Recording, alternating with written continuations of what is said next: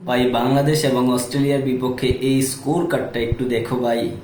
কি একটা অবস্থা অস্ট্রেলিয়া দলের।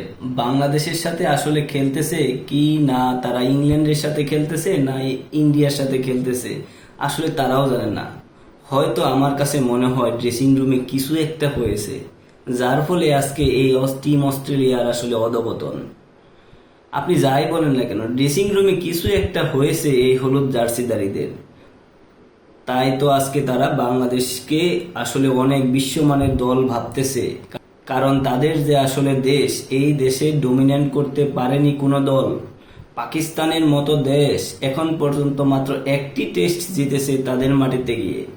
শ্রীলঙ্কার মতো একটি দেশ যারা কিনা ওয়ার্ল্ড কাপ চ্যাম্পিয়ন, তারা 32 বছরে এখন পর্যন্ত কোনো টেস্ট ম্যাচ জিতেনি অস্ট্রেলিয়ার মাটিতে। তাহলে আপনি দেখুন একটু, বাংলাদেশ মাত্র তাদের 2 নাম্বার যে আসলে সিরিজ চলছে অস্ট্রেলিয়াতে গিয়ে, সেই ম্যাচে আসলে জয়ের সম্ভাবনা রয়েছে। এখানে সেঞ্চুরি হাঁকিয়েছেন এই অস্ট্রেলিয়ার, দেখেন বিগ বিগ ফিশ।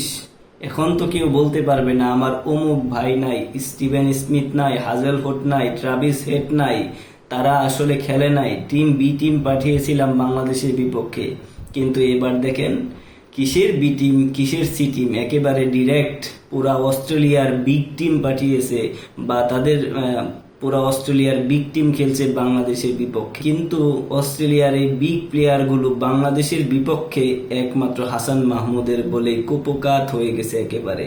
যেন বাংলাদেশ মনে করতেছে নাগিন ড্যান্স দেওয়া যায় কিনা, এই একটা অবস্থা বাংলাদেশ আজকে ক্রিকেটে তৈরি করেছে।